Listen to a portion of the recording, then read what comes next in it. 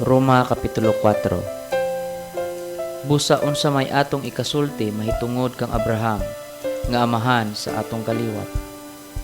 Kung gihimo pa siyang matarong sa Dios tungod sa iyang nahimo, may katarungan unta siya sa pagpasigarbo apan dili sa atubangan sa Dios. Kay ang kasulatan nag-ingon, mituo si Abraham sa Dios ug tungod sa iyang pagtuo ang Dios nag-isip kaniya nga matarong. Ang tao nga nagtrabaho suhulan, apan ang suhol dili maisip nga gasa, kay iya mang gihaguan. Apan ang tao nga wala magsalig sa iyang binuhatan, kun dili nagsalig hinuon sa Dios, kinsa nag-isip sa makasasala nga walay sala, siya isipon nga matarong tungod sa iyang pagtuo. Mao kini ang giingon ni David, nga bulahan ang tao nga gihimong matarong sa Dios tungod dili tungod sa bisan unsa niyang buhat. Bulahan gayud ang mga tao nga gipasaylo sa Dios ang ilang kalapasan o gitabunan ang ilang mga sala. Bulahan gayud ang tao kansang mga sala dili na hinumduman sa Ginoo. Sa mga tinuli ra ba diay ang kabulahanan nga gihisgutan ni David? Dili. Ila usab kini sa mga dili tinuli. Kaysa amo nang giingon, si Abraham mituo sa Dios ug tungod sa iyang pagtuo ang Dios nag-isip kaniya nga matarong.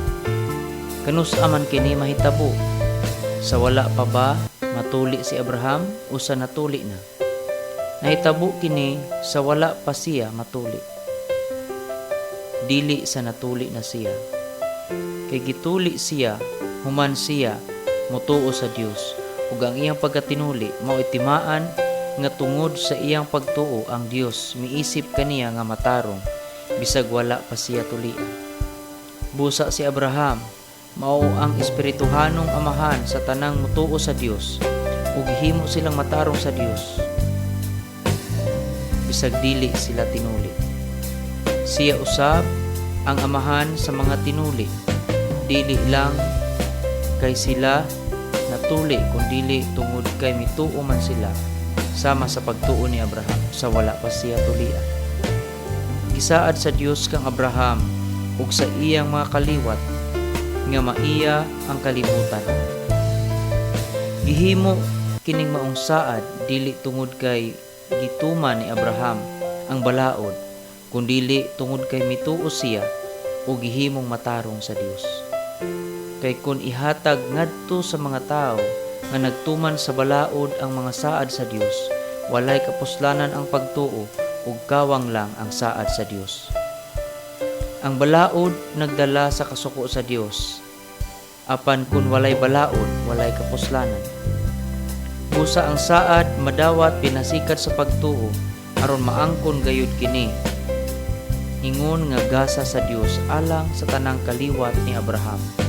Dili lamang kanila nga nagtuman sa balaod, kundi niadtong nagtuo usab sama kang Abraham.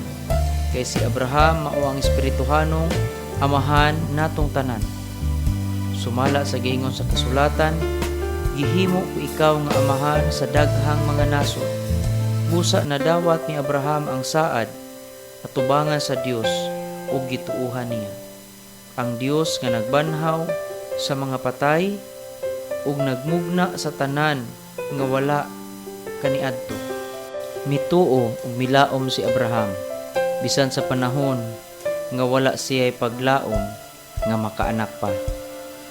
Busa nahimo siyang amahan sa daghang mga nasod, sumala sa giingon sa kasulatan, ingon kadaghan sa mga bituon ang imong kaliwat. Hapit na siya mausa ka gatos ka tuig, apan bisag nagkango-kango na siya, ug si Sara dili na makaanak. Wala siya kawadig pagtuo nga makaanak pa sila.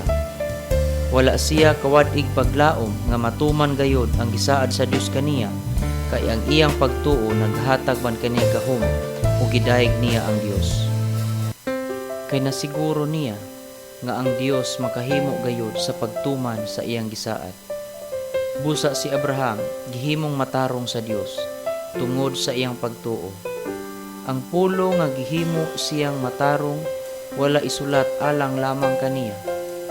Gisulat kini alang usab kanato nga himuong matarong kay nagtuo man kita kaniya nga nagbanhaw kang Hesus nga atong Ginoo. Gitugyan siya aron patyon tungod sa atong mga sala ug gibanhaw aron himuon kitang matarong.